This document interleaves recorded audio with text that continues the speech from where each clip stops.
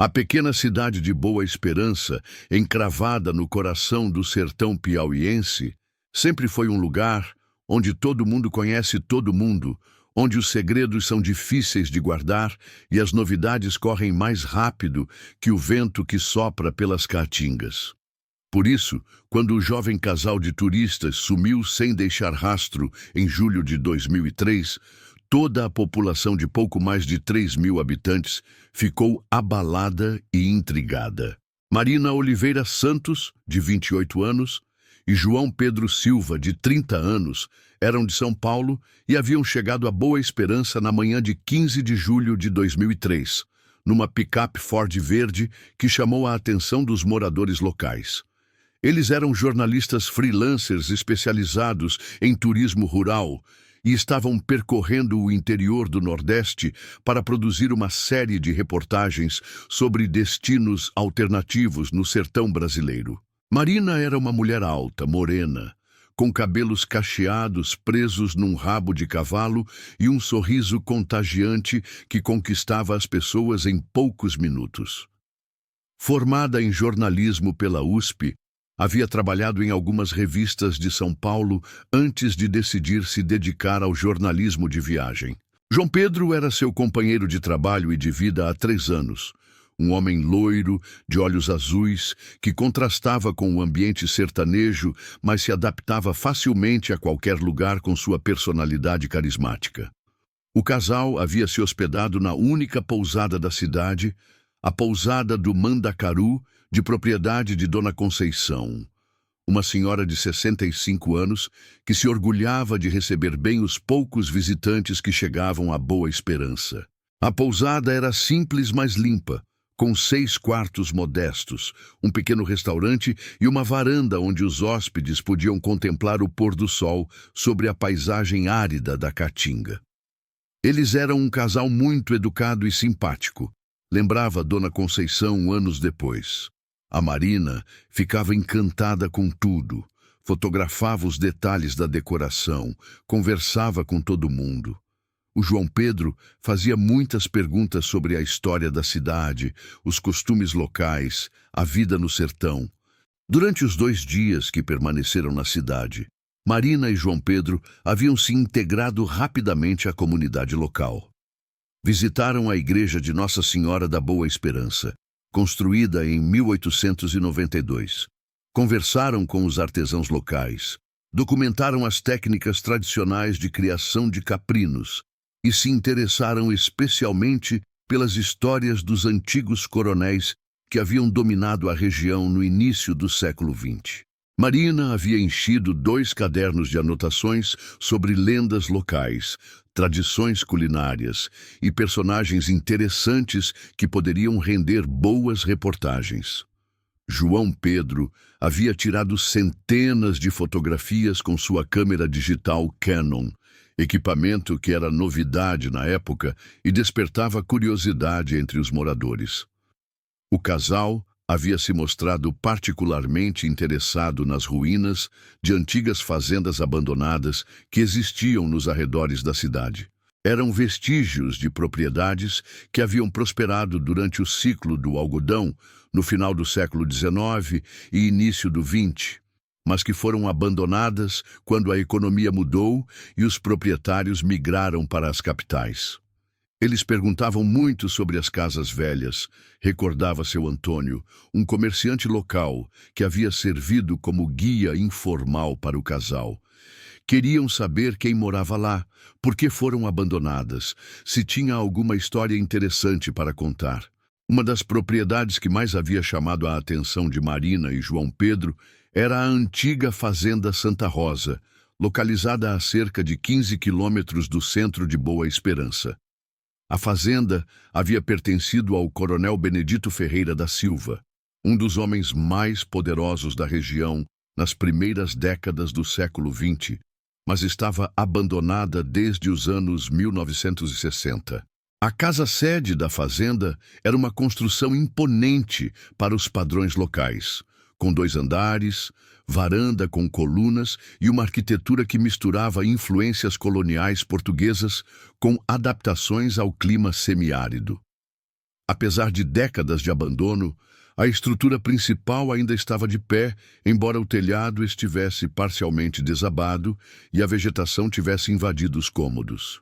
Marina ficou fascinada com aquela casa, lembrava Dona Conceição.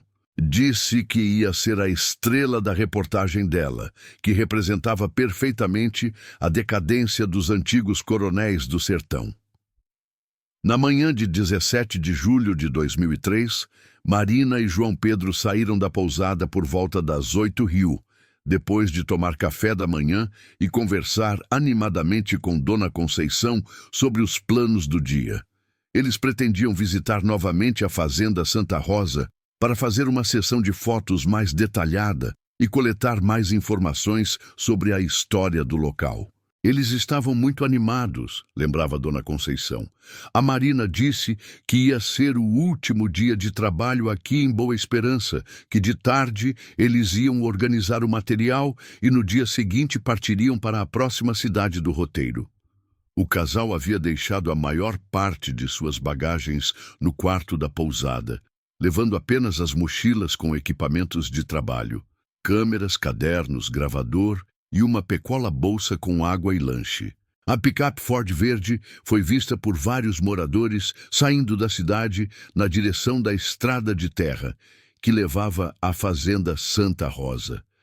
Seu José Alves, um criador de cabras que morava numa propriedade próxima à estrada, viu o casal passando por volta das 9h30 da manhã. Eles acenaram para mim quando passaram, recordava José. Estavam os dois na cabine da picape, pareciam alegres. A Fazenda Santa Rosa ficava no final de uma estrada de terra de difícil acesso, especialmente durante a época das chuvas, quando se formavam atoleiros. Em julho, no auge da seca, o caminho estava transitável, mas exigia cuidado devido às pedras soltas e aos buracos causados pela erosão. Por volta das 18h daquele mesmo dia, quando Marina e João Pedro não haviam retornado à pousada, Dona Conceição começou a se preocupar. O casal havia sido pontual em todos os compromissos durante os dias anteriores e tinha deixado claro que pretendiam jantar na pousada antes de organizar o material coletado. Eu achei estranho porque eles eram muito organizados, explicava Dona Conceição. Sempre avisavam onde iam, que horas voltavam. Quando escureceu e eles não apareceram, comecei a ficar preocupada. Por volta das 20h, Dona Conceição procurou seu Raimundo, o delegado de polícia de Boa Esperança, para relatar o desaparecimento do casal. Raimundo Barbosa era um homem experiente de 45 anos, natural da própria cidade, que conhecia cada palmo do território local e havia lidado com diversos casos de pessoas perdidas no sertão ao longo de sua carreira. Minha primeira preocupação foi que eles tivessem se perdido ou que o carro tivesse quebrado, lembrava o delegado. O sertão pode ser perigoso para quem não conhece, especialmente para pessoas da cidade grande. Uma equipe de busca foi organizada na manhã seguinte, 18 de julho. Seu Raimundo liderou um grupo de 10 homens, incluindo seu Antônio, que conhecia bem o caminho para a Fazenda Santa Rosa, José Alves, que havia visto o casal passar, e vários moradores locais que se ofereceram para ajudar. O grupo partiu em 3 veículos, uma picape da delegacia, o jipe de seu Antônio e uma caminhonete emprestada por um fazendeiro local. O plano era seguir o roteiro que Marina e João Pedro haviam feito, verificar se eles haviam chegado à Fazenda Santa Rosa e procurar sinais de acidente ou problemas mecânicos ao longo do caminho.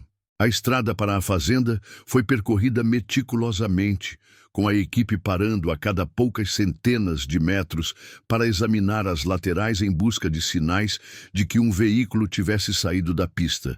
Não encontraram nenhuma marca de freada, nenhum vestígio de acidente, nenhuma evidência de que a picape verde tivesse encontrado problemas no percurso. Quando chegaram à Fazenda Santa Rosa, por volta das 11h da manhã, encontraram a picape Ford verde estacionada em frente à casa-sede abandonada. O veículo estava intacto, sem sinais de violência ou problemas mecânicos. As portas estavam destrancadas, as chaves na ignição e os equipamentos de trabalho do casal espalhados nos bancos.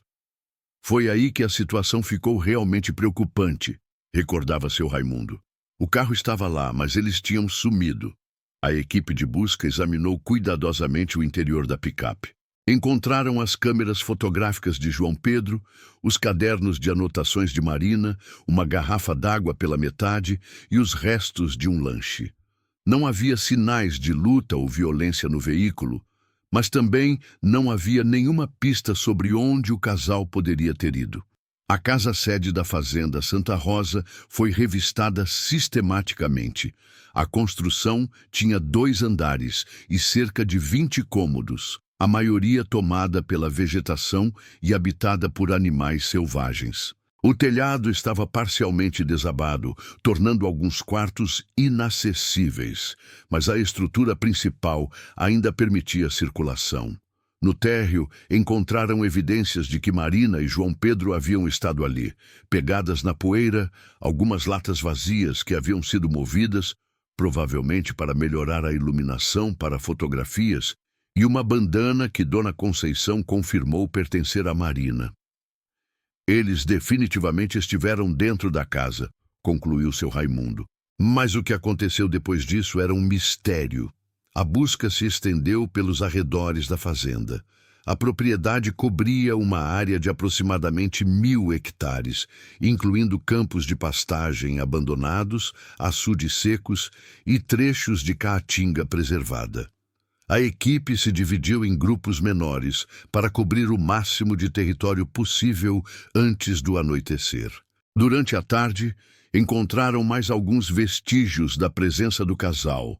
Uma tampa de caneta que poderia ter caído da mochila de Marina e marcas de pneus de tênis numa trilha que levava a um dos açudes antigos. Mas não encontraram sinais de que Marina e João Pedro tivessem deixado a propriedade caminhando. Era como se eles tivessem simplesmente desaparecido no ar, descrevia José Alves. Estavam na casa e depois não estavam mais em lugar nenhum.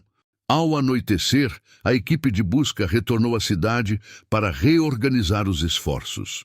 Seu Raimundo contactou a Polícia Civil de Teresina para solicitar reforços e recursos adicionais.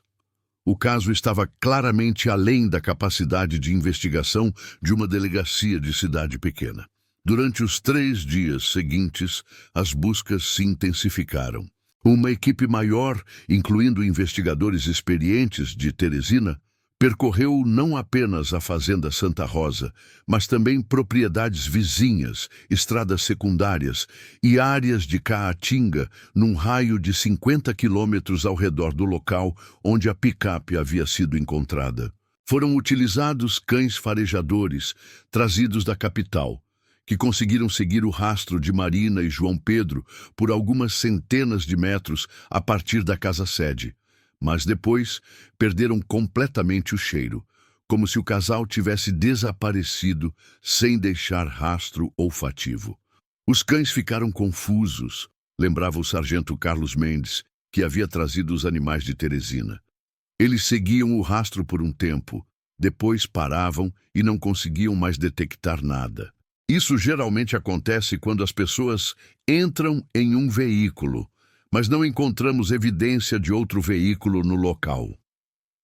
A investigação se expandiu para incluir verificações de antecedentes do casal, entrevistas com familiares em São Paulo e análise de suas atividades nos dias anteriores ao desaparecimento. Marina e João Pedro eram pessoas sem inimigos conhecidos, sem dívidas significativas, sem problemas pessoais que pudessem motivar um desaparecimento voluntário. A família de Marina, liderada por seus pais, Dona Rosa e seu Francisco, viajou de São Paulo para Boa Esperança uma semana depois do desaparecimento.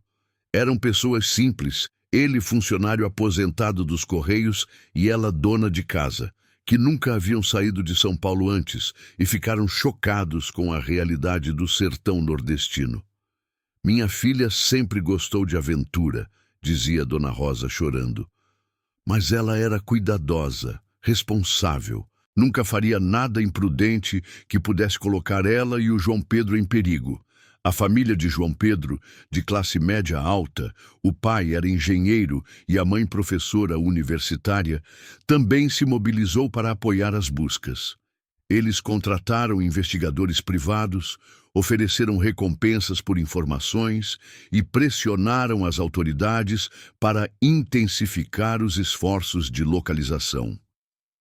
Durante o primeiro mês após o desaparecimento, o caso de Marina e João Pedro recebeu cobertura nacional da imprensa.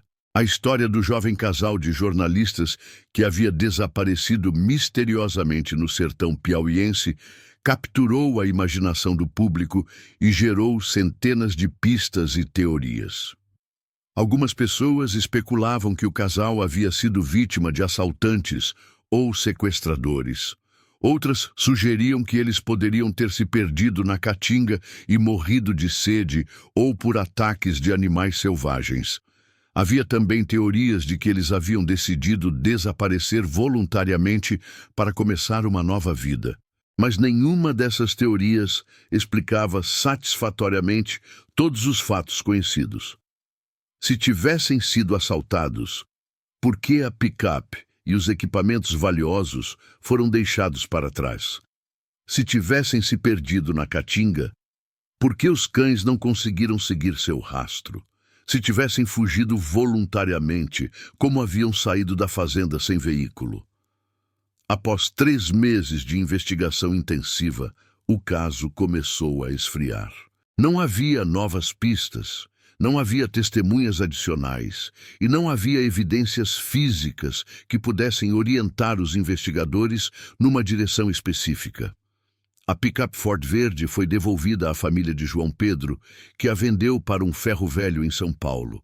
Os equipamentos de trabalho do casal foram entregues às famílias como lembrança, embora fossem lembranças dolorosas demais para serem guardadas à vista. Seu Raimundo continuou investigando o caso esporadicamente durante os anos seguintes, sempre na esperança de que alguma nova informação pudesse surgir. Ele mantinha contato regular com as famílias e ocasionalmente revisitava a Fazenda Santa Rosa, procurando por algo que pudesse ter sido overlooked durante as buscas iniciais. Aquele caso me assombrou durante anos, admitia o delegado. Era impossível aceitar que 2 pessoas simplesmente desaparecessem sem deixar rastro. Tinha que haver uma explicação, tinha que haver evidências em algum lugar.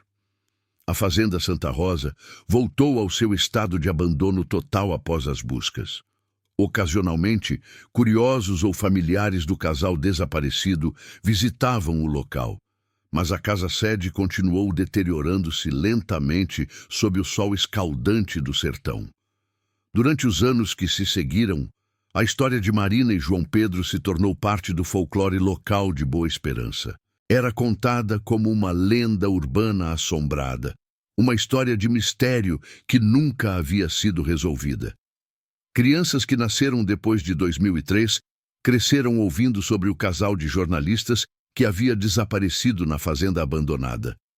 Dona Conceição manteve o quarto onde Marina e João Pedro haviam se hospedado exatamente como eles o deixaram, esperando que um dia pudessem voltar para buscar suas bagagens. Com o passar dos anos, isso se tornou uma espécie de santuário informal, visitado ocasionalmente por familiares e pessoas interessadas na história. 18 anos se passaram.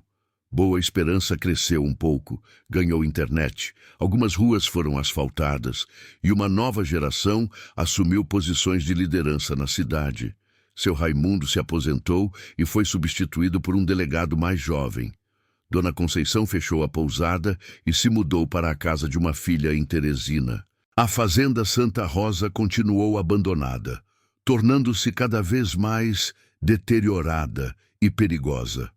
A vegetação tomou conta da maioria dos cômodos, o telhado desabou completamente em várias seções e partes das paredes começaram a rachear devido à ação do tempo e dos elementos. Foi nesse contexto de abandono total que, em março de 2021, uma descoberta casual revelaria finalmente o que havia acontecido com Marina Oliveira Santos e João Pedro Silva naquela manhã de julho de 2003, quando saíram da pousada do Mandacaru para fazer a sessão de fotos que nunca terminaram.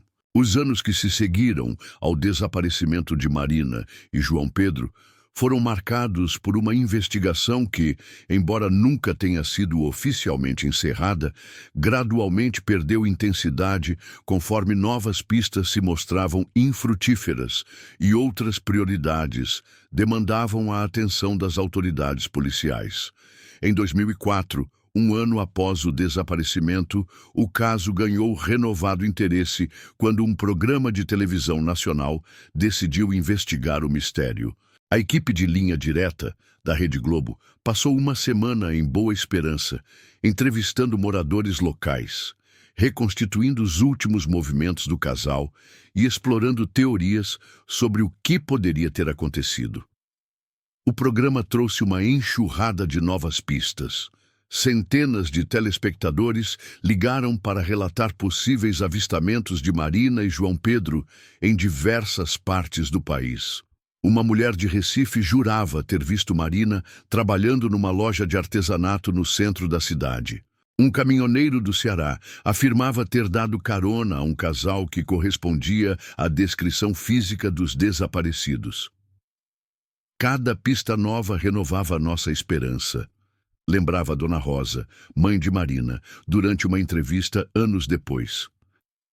A gente largava tudo e ia atrás, mesmo sabendo que provavelmente seria mais uma decepção. Todas essas pistas foram investigadas meticulosamente pela Polícia Civil do Piauí, em coordenação com as polícias dos estados onde os supostos avistamentos haviam ocorrido. Invariavelmente, revelavam-se casos de identidade equivocada, ou pessoas que genuinamente acreditavam ter visto o casal, mas cujos relatos não resistiam a uma análise mais detalhada.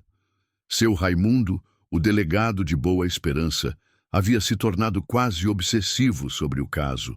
Mantinha um arquivo meticuloso com todas as pistas investigadas, todas as teorias exploradas e todos os detalhes coletados durante os primeiros meses de investigação. Eu relia aqueles arquivos todas as semanas, confessava Raimundo anos depois. Procurava algo que pudesse ter perdido, algum detalhe que não tivesse dado a devida importância na época. Em 2005, uma nova linha de investigação surgiu quando um ex-funcionário da Fazenda Santa Rosa contactou a polícia com informações que havia mantido em segredo durante 2 anos. Manuel dos Santos havia trabalhado como vaqueiro na propriedade durante os anos 1990, antes de ela ser completamente abandonada, e afirmava conhecer segredos sobre a família do Coronel Benedito que poderiam ser relevantes para o caso. Aquela família tinha muita coisa escondida, disse Manuel durante seu depoimento. O velho coronel morreu nos anos 1960. Mas os filhos dele continuaram usando a fazenda para coisas que não era para ninguém saber.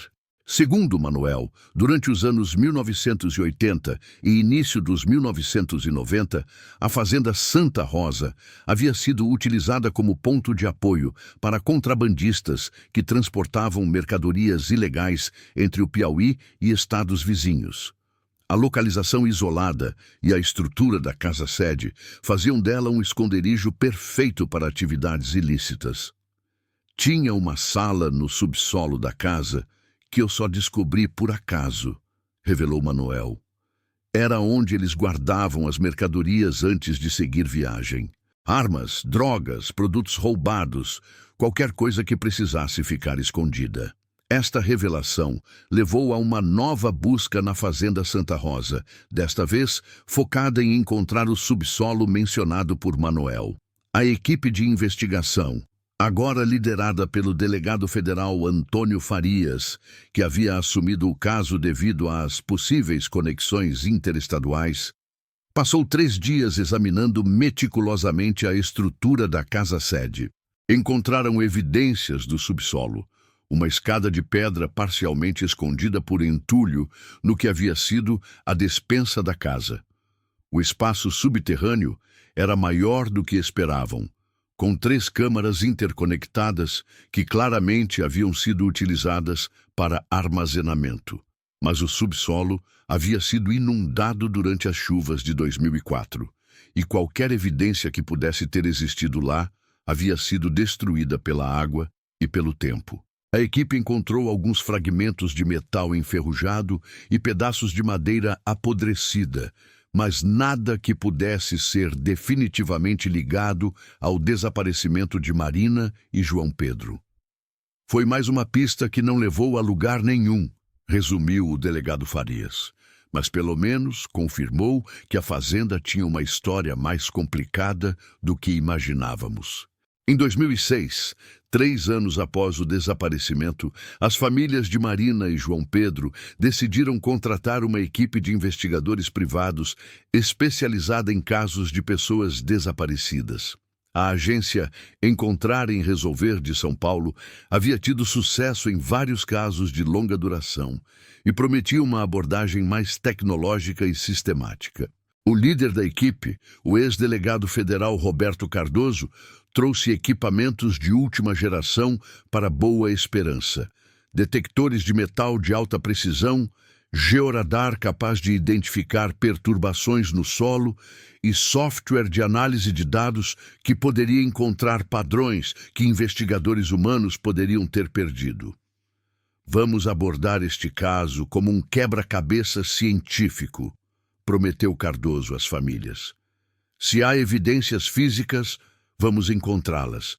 A equipe de Cardoso passou 1 mês na região, utilizando tecnologia para mapear sistematicamente não apenas a Fazenda Santa Rosa, mas também propriedades vizinhas e áreas de Caatinga, onde o casal poderia ter caminhado.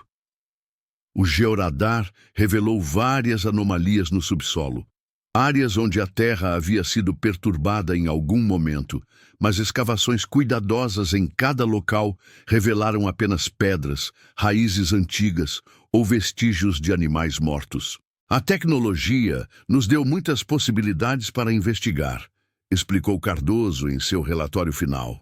Mas a natureza do terreno sertanejo, com sua composição rochosa e história de atividade humana intermitente, produziu muitos falsos positivos. Durante 2007 e 2008, o interesse no caso diminuiu significativamente. As famílias continuavam recebendo pistas ocasionais. Uma foto borrada que alguém acreditava mostrar Marina num mercado de Fortaleza. Um relato de segunda mão sobre um homem parecido com João Pedro visto numa cidade de Minas Gerais. Mas a frequência havia diminuído drasticamente. Seu Raimundo havia se aposentado em 2008, passando o caso para seu sucessor, o delegado Carlos Eduardo Souza, um homem mais jovem que trouxe uma perspectiva fresca, mas também menos envolvimento emocional com o mistério. Para mim, era um caso como qualquer outro, admitia Carlos Eduardo anos depois. Eu não tinha a conexão pessoal que o Raimundo tinha desenvolvido. Investigava quando surgia algo novo, mas não era minha obsessão. Durante este período, Boa Esperança estava passando por mudanças significativas. A chegada da internet banda larga em 2008 conectou a pequena cidade ao mundo exterior de maneiras que seus moradores nunca haviam experimentado. Jovens que antes só tinham perspectivas de trabalhar na agricultura local, agora podiam estudar à distância, trabalhar online ou manter contato com oportunidades nas capitais. Uma das consequências inesperadas dessa modernização foi que a história de Marina e João Pedro ganhou nova vida nas redes sociais. Em 2009, um blog criado por um jovem morador de Boa Esperança documentou detalhadamente tudo o que se sabia sobre o caso, incluindo fotografias do local, entrevistas com moradores locais e teorias sobre o que poderia ter acontecido. O blog Mistério na Fazenda Santa Rosa atraiu visitantes de todo o Brasil e até do exterior. Pessoas interessadas em mistérios não resolvidos, pesquisadores de casos de pessoas desaparecidas e curiosos em geral começaram a visitar Boa Esperança especificamente para conhecer o local onde o casal havia desaparecido. De repente, nossa cidade estava no mapa. Lembrava Dona Maria que havia aberto uma pequena lanchonete para atender os visitantes. Pessoas chegavam de São Paulo, Rio, até de outros países, só para ver a fazenda onde aquele casal sumiu. Este turismo casual trouxe benefícios econômicos modestos para Boa Esperança, mas também criou novos problemas. A Fazenda Santa Rosa, já deteriorada pelo tempo, começou a sofrer vandalismo de visitantes que queriam levar souvenirs ou que danificavam a propriedade na esperança de encontrar pistas que investigadores profissionais haviam perdido. Em 2010, 7 anos após o desaparecimento, o herdeiro legal da Fazenda Santa Rosa, um neto do Coronel Benedito, que vivia em Brasília, decidiu vender a propriedade. A fazenda foi comprada por um empresário local que planejava transformá-la num empreendimento turístico, capitalizando na notoriedade do mistério não resolvido. A ideia era criar um tipo de museu, explicava o comprador José Alencar. Contar a história da fazenda, do coronel e também do mistério do casal desaparecido. Fazer algo educativo e respeitoso. Mas os planos de José Alencar nunca se materializaram. Em 2011, ele enfrentou problemas financeiros não relacionados à fazenda e foi forçado a abandonar o projeto. A propriedade voltou ao estado de abandono, agora com o problema adicional de estar legalmente numa situação confusa devido a questões de documentação. Durante 2012 e 2013, houve um ressurgimento temporário de interesse no caso quando um documentário independente foi produzido sobre mistérios não resolvidos do interior do Brasil. Desaparecidos no Sertão dedicou um episódio inteiro ao caso de Marina e João Pedro, trazendo novas entrevistas com familiares, investigadores e moradores locais. O documentário apresentou uma teoria que não havia sido explorada anteriormente. A possibilidade de que o casal tivesse sido vítima de caçadores ilegais que operavam na região. Segundo esta teoria, Marina e João Pedro poderiam ter testemunhado atividades de caça ilegal na Fazenda Santa Rosa e sido mortos para silenciá-los. Tinha muita caça ilegal naquela época, confirmou um morador local que preferiu não ser identificado no documentário.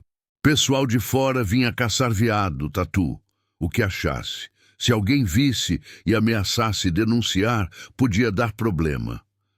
Esta teoria levou a uma nova rodada de investigações em 2014, 11 anos após o desaparecimento. A Polícia Civil entrevistou vários moradores da região sobre atividades de caça ilegal, mas descobriu que a maioria das pessoas envolvidas nessas atividades durante 2003 havia deixado a região ou morto de causas naturais. Era difícil investigar algo que tinha acontecido mais de 10 anos antes, explicou o investigador responsável. As pessoas não se lembram de detalhes, outras já morreram e as evidências físicas há muito tempo foram destruídas pelo tempo. Em 2015, 12 anos após o desaparecimento, Dona Rosa, mãe de Marina, morreu de câncer. Seu funeral em São Paulo foi atendido por dezenas de pessoas que haviam acompanhado a busca por Marina ao longo dos anos, incluindo investigadores, jornalistas e moradores de Boa Esperança que haviam viajado especificamente para prestar suas últimas homenagens. Ela morreu sem saber o que aconteceu com a filha, disse seu Francisco durante o funeral. Acho que isso foi o que mais a machucou durante todos esses anos. A morte de Dona Rosa marcou uma mudança na dinâmica da investigação. Seu Francisco, agora viúvo e em idade avançada, não tinha energia para continuar a busca intensa que havia caracterizado os primeiros anos. Os pais de João Pedro, embora ainda interessados em encontrar respostas, Também haviam aceitado que era improvável que o mistério fosse resolvido. Entre 2016 e 2020, o caso entrou em sua fase mais quieta. Ocasionalmente, surgia uma pista nova. Uma pessoa que afirmava ter informações, um pesquisador acadêmico interessado em estudar o caso, um youtuber que queria fazer um vídeo sobre mistérios não resolvidos, mas nada que levasse a desenvolvimentos significativos. A Fazenda Santa Rosa continuou deteriorando-se. Em 2018, parte da parede externa desabou durante uma tempestade particularmente forte.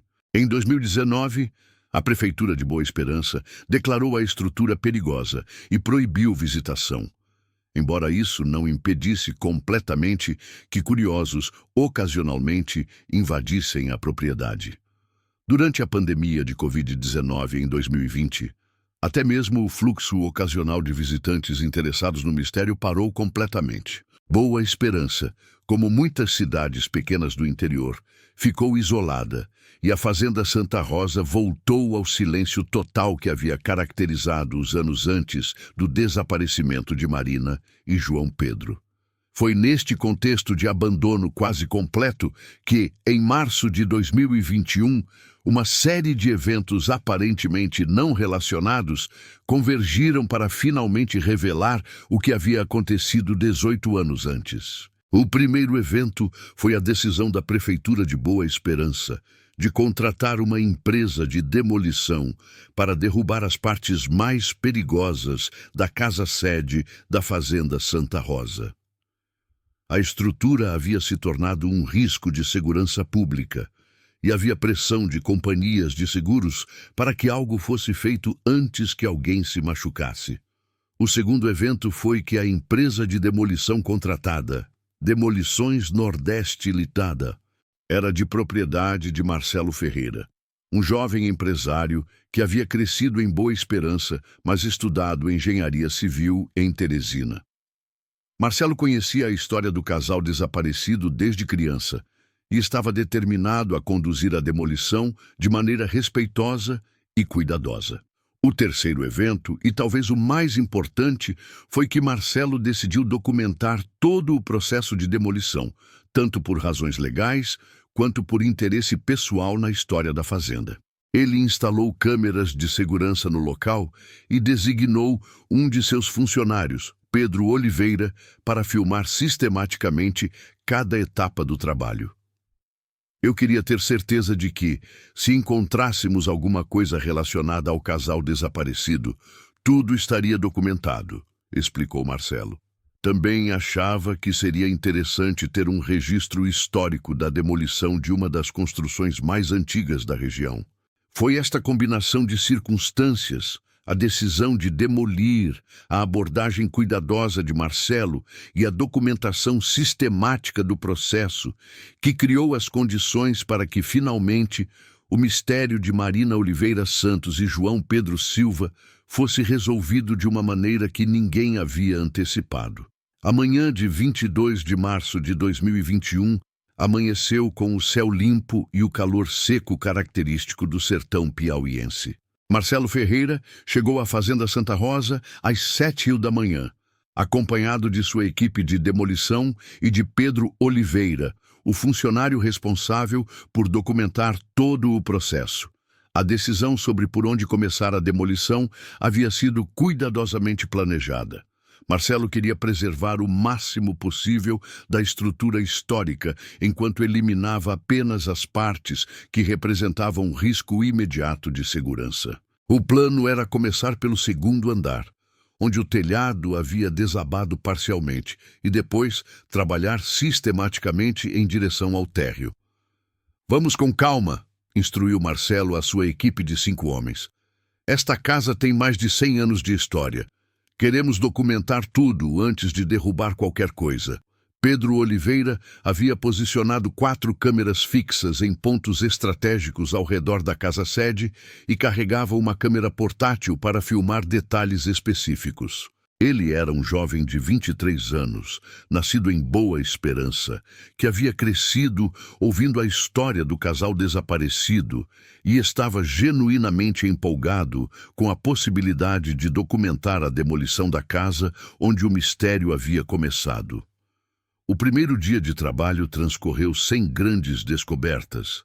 A equipe removeu escombros do telhado desabado, limpou destroços de madeira e telhas quebradas e começou a examinar a estrutura das paredes do segundo andar. Encontraram alguns objetos interessantes: uma garrafa de vidro antiga, fragmentos de cerâmica decorativa, pedaços de móveis que haviam pertencido à família do coronel Benedito, mas nada relacionado ao casal desaparecido. Era material arqueológico interessante, lembrava Pedro, mas nada que pudesse nos ajudar a entender o que aconteceu com Marina e João Pedro. O segundo dia, 23 de março, foi quando a equipe começou a trabalhar no térreo da casa. Marcelo havia decidido focar numa seção específica, a antiga sala de jantar, onde o piso de laje de concreto apresentava rachaduras significativas que poderiam indicar problemas estruturais. Aquela laje estava claramente com problemas, explicou Marcelo. Tinha rachaduras em padrões estranhos, como se algo pesado tivesse sido colocado ali e depois removido várias vezes. A equipe começou a quebrar cuidadosamente a laje usando marteletes pneumáticos. O trabalho era lento e meticuloso, tanto por questões de segurança, quanto porque Marcelo insistia em documentar cada etapa do processo. Foi por volta das 14h30 que João Silva, um dos operários mais experientes da equipe, notou algo estranho na estrutura da laje que estavam removendo. "Marcelo", chamou João, desligando seu martelo pneumático. "Vem ver isso aqui." Marcelo se aproximou e examinou a área onde João estava trabalhando. A laje de concreto, que deveria ter uma espessura uniforme de aproximadamente 15 centímetros, mostrava irregularidades significativas numa seção de cerca de 2 metros por 3 metros. "Isso não é normal", observou Marcelo. "Parece que alguém quebrou a laje original e depois refez esta seção." Pedro Oliveira estava filmando tudo quando a equipe começou a remover cuidadosamente os pedaços de concreto da área irregular. O que encontraram debaixo da laje os deixou em choque total. Aproximadamente meio metro abaixo do nível da laje, numa cavidade que claramente havia sido escavada propositalmente, estavam os restos mortais de 2 pessoas. "Meu Deus!", murmurou Pedro, quase deixando a câmera cair. "São eles, são Marina e João Pedro." Marcelo imediatamente interrompeu todos os trabalhos e ligou para o delegado Carlos Eduardo Souza. "Delegado", disse com voz trêmula, "encontramos algo na fazenda Santa Rosa. Acho que encontramos o casal desaparecido." O local foi isolado imediatamente e uma equipe de perícia criminal foi chamada de Teresina. O Dr. Roberto Santos, médico legista com 20 anos de experiência, chegou ao local às 18h, acompanhado de 2 peritos criminais e equipamentos especializados para exumação e análise forense. "Primeira observação", relatou o Dr. Santos, enquanto examinava preliminarmente os restos. "Temos 2 esqueletos humanos, um masculino e um feminino, baseado na estrutura pélvica e craniana. A posição dos corpos sugere que foram colocados aqui deliberadamente após a morte." Os esqueletos estavam dispostos lado a lado numa cova que havia sido cuidadosamente escavada. Ainda havia fragmentos de roupas presas aos ossos, pedaços de uma camiseta que correspondia ao que Marina estava usando no dia do desaparecimento e restos de uma calça jeans que João Pedro havia vestido. Mais significativamente, foram encontrados objetos pessoais que confirmaram definitivamente a identidade das vítimas. O relógio de pulso de João Pedro, um Citizen prateado que seu pai havia lhe dado de presente de formatura, e uma corrente de ouro com um pingente em formato de coração que Marina sempre usava, presente de sua mãe. Não havia dúvida de que eram Marina e João Pedro, confirmou o Dr. Santos. Os objetos pessoais, as características físicas dos esqueletos e a datação preliminar, baseada no estado de decomposição, eram todos consistentes. A análise forense inicial revelou detalhes perturbadores sobre as circunstâncias da morte. Ambos os crânios apresentavam fraturas consistentes com traumatismo contuso, indicando que haviam sido mortos por golpes na cabeça com objeto pesado. As fraturas são muito específicas, explicou o Dr. Santos. Não são consistentes com acidente ou queda. São claramente resultado de agressão intencional com instrumento contundente. A posição dos corpos e a maneira como haviam sido enterrados indicavam que o assassino havia planejado cuidadosamente o ocultamento dos cadáveres. A cova havia sido escavada com precisão, os corpos colocados de maneira organizada e depois cobertos com terra antes que a nova laje de concreto fosse construída por cima. Whoever did this, observou o perito criminal Alexandre Moura, tinha conhecimento de construção e acesso a equipamentos. Não foi um crime impulsivo. Foi planejado e executado com cuidado para esconder as evidências. A notícia da descoberta se espalhou rapidamente. Em questão de horas, jornalistas de todo o Brasil estavam chegando a Boa Esperança. O pequeno hotel da cidade ficou lotado, e moradores locais, que haviam acompanhado o caso durante 18 anos, finalmente tinham as respostas que haviam procurado durante tanto tempo. Foi um alívio e uma tragédia ao mesmo tempo, disse Dona Maria, que havia conhecido Marina e João Pedro durante a estadia na cidade. Alívio porque finalmente sabíamos o que havia acontecido, mas tragédia porque confirmava nossos piores medos. Seu Francisco, pai de Marina, agora com 78 anos e em saúde frágil, foi informado da descoberta por telefone. Ele viajou de São Paulo para Boa Esperança, acompanhado de parentes, chegando no dia seguinte à descoberta. Durante 18 anos, eu mantive a esperança de que minha filha pudesse estar viva em algum lugar, disse seu Francisco durante uma entrevista coletiva improvisada. Agora sei que ela morreu, mas pelo menos posso enterrá-la com dignidade e ter um lugar para visitar. Os pais de João Pedro, Dr. Luiz Silva e professora Carmen Silva, também viajaram para o Piauí. Eles haviam envelhecido consideravelmente durante os anos de busca, mas encontraram algum consolo no fato de que o mistério finalmente havia sido resolvido. João Pedro era nosso único filho, disse Dr. Luiz. Durante todos esses anos, não sabíamos se deveríamos fazer luto ou continuar esperando. Agora podemos começar o processo de aceitação. A investigação criminal foi reaberta oficialmente sob a supervisão do delegado federal Marina Cardoso, uma coincidência de nome que não passou despercebida. Especialista em crimes antigos e análise forense avançada. Temos evidência clara de duplo homicídio, anunciou a delegada Cardoso. Agora precisamos identificar quem foi responsável e por que Marina e João Pedro foram mortos. A análise da cena do crime revelou pistas importantes sobre como os assassinatos haviam sido cometidos. O instrumento usado para matar o casal aparentemente havia sido uma picareta ou ferramenta similar, baseado no padrão das fraturas cranianas. Mais significativamente, a análise da laje de concreto que havia sido construída sobre a cova mostrou que o trabalho havia sido feito por alguém com conhecimentos de construção civil. A qualidade da mistura de concreto, a técnica usada para nivelar a superfície e a integração com a laje original indicavam trabalho profissional. Não foi um amador que fez isso, explicou o perito em construção civil consultado pela investigação. Quem construiu essa laje sabia exatamente o que estava fazendo. Esta descoberta levou os investigadores a focar em pessoas que haviam tido acesso à Fazenda Santa Rosa durante julho de 2003 e que possuíam conhecimentos de construção civil.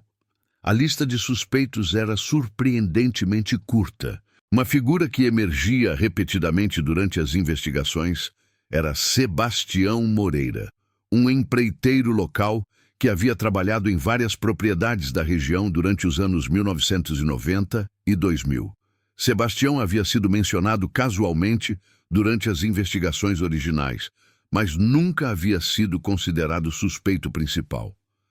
Sebastião era conhecido na região, lembrava um morador local. Fazia trabalhos de construção, reforma, essas coisas. Era meio estranho, não falava muito, mas era bom no que fazia. Quando os investigadores tentaram localizar Sebastião Moreira para interrogatório, descobriram que ele havia morrido em 2019, vítima de cirrose hepática aos 67 anos. Havia sido alcoólatra durante os últimos anos de vida e vivia isolado numa pequena casa nos arredores de Boa Esperança. A investigação da vida e atividades de Sebastião revelou informações perturbadoras. Vizinhos relataram que durante julho de 2003, ele havia demonstrado comportamento estranho, desaparecendo por vários dias sem explicação e depois retornando com dinheiro inexplicado. Ele sumiu por uns 3 ou 4 dias em julho de 2003. Lembrava a vizinha Dona Francisca. Quando voltou, estava diferente, nervoso, bebendo mais que o normal. E tinha dinheiro para comprar bebida cara, coisa que ele não costumava ter. Mais significativamente, ferramentas encontradas na propriedade de Sebastião após sua morte incluíam uma picareta com manchas que testes preliminares indicaram poderiam ser sangue humano, embora a deterioração devido ao tempo tornasse impossível confirmar através de DNA. A teoria que emergiu da investigação era que Sebastião havia conhecido Marina e João Pedro durante a visita deles à Fazenda Santa Rosa, possivelmente oferecendo-se para guiá-los ou compartilhar informações sobre a história da propriedade. Por razões que nunca seriam completamente esclarecidas, possivelmente tentativa de roubo, agressão sexual ou simplesmente oportunismo violento, ele havia atacado e matado o casal. Sebastião tinha fácil acesso à Fazenda Santa Rosa, explicou a delegada Cardoso. Conhecia a propriedade, tinha as ferramentas e conhecimentos necessários para esconder os corpos e mostrou comportamento consistente com culpa extrema nas semanas seguintes aos assassinatos. O caso foi oficialmente considerado resolvido em agosto de 2021, 5 meses após a descoberta dos corpos. Embora Sebastião Moreira nunca pudesse ser julgado devido à sua morte, as evidências circunstanciais eram suficientemente fortes para que as autoridades declarassem o caso encerrado. Marina Oliveira Santos e João Pedro Silva foram sepultados em cerimônias separadas em São Paulo, 18 anos após sua morte. Centenas de pessoas participaram dos funerais, incluindo moradores de Boa Esperança que haviam viajado especificamente para prestar suas últimas homenagens ao casal que nunca haviam esquecido. Marina sempre quis conhecer o Brasil profundo, disse seu Francisco durante o funeral de sua filha. Ela conseguiu, mas pagou um preço que nunca deveria ter sido exigido. A Fazenda Santa Rosa foi completamente demolida após a descoberta dos corpos. A Prefeitura de Boa Esperança decidiu transformar o local num pequeno memorial para Marina e João Pedro, com placas lembrando suas vidas e alertando sobre os perigos que pessoas isoladas podem enfrentar. Pedro Oliveira editou todo o material filmado durante a demolição e criou um documentário de 90 minutos sobre a descoberta, que foi posteriormente vendido para uma plataforma de streaming nacional. Os lucros foram doados para uma fundação de apoio a famílias de pessoas desaparecidas. Foi a experiência mais impactante da minha vida, disse Pedro.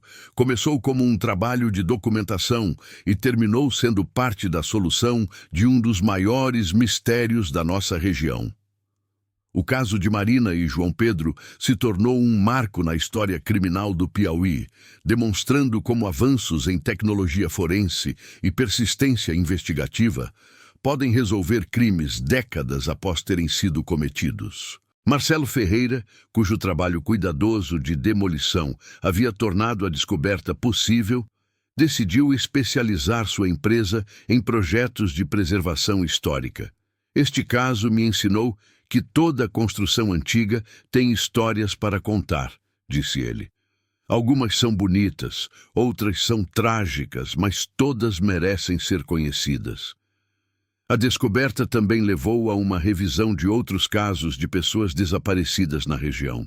2 casos adicionais dos anos 1990 foram reabertos com base na possibilidade de que Sebastião Moreira pudesse ter sido responsável por outros crimes similares. Dona Conceição, a ex-proprietária da pousada do Mandacaru, agora com 83 anos e vivendo com uma filha em Teresina, expressou sentimentos conflitantes sobre a resolução do caso. Por um lado, fico feliz que as famílias finalmente tenham respostas, disse ela. Por outro, é triste saber que aqueles 2 jovens tão cheios de vida foram mortos por alguém tão próximo da nossa comunidade. O quarto onde Marina e João Pedro haviam se hospedado, que Dona Conceição havia mantido como um santuário durante anos, foi finalmente desmontado após a descoberta dos corpos. As bagagens que o casal havia deixado foram entregues às famílias, fornecendo algumas pequenas recordações de suas vidas. Hoje, 3 anos após a descoberta, Boa Esperança voltou à sua rotina tranquila de cidade pequena do sertão. O memorial na antiga fazenda Santa Rosa recebe visitantes ocasionais, principalmente estudantes de criminologia e pessoas interessadas na história do caso. A estrada de terra que leva ao memorial foi melhorada pela prefeitura, e uma pequena estrutura foi construída para abrigar informações sobre Marina e João Pedro, suas vidas, sua paixão pelo jornalismo de viagem e o trabalho que estavam fazendo quando foram brutalmente mortos. Eles vieram aqui para contar a história do nosso sertão, diz a placa principal do memorial. Acabaram se tornando parte dessa história de uma maneira que nunca imaginaram. O caso também inspirou mudanças nas práticas de segurança para jornalistas que trabalham em áreas remotas. Várias organizações de imprensa agora exigem que repórteres trabalhando sozinhos em locais isolados mantenham contato regular com editores e sigam protocolos específicos de segurança. Para as famílias de Marina e João Pedro, a descoberta dos corpos trouxe finalmente a possibilidade de luto adequado, mas também revelou a brutalidade desnecessária de suas mortes. Eles eram pessoas boas que só queriam fazer seu trabalho, resumiu o Dr. Luiz Silva, pai de João Pedro, durante uma entrevista no 2º aniversário da descoberta. Não mereciam morrer e certamente não mereciam ficar enterrados anonimamente durante 18 anos. O mistério que havia assombrado Boa Esperança durante quase 2 décadas finalmente havia sido resolvido, trazendo fechamento para as famílias e para uma comunidade que nunca havia esquecido o jovem casal que havia desaparecido numa manhã de julho, quando saíram para documentar a história de uma fazenda abandonada e acabaram se tornando parte trágica dessa mesma história. A verdade, embora dolorosa, havia finalmente emergido das profundezas da terra sertaneja, provando que alguns segredos, por mais bem enterrados que estejam, eventualmente encontram seu caminho para a luz.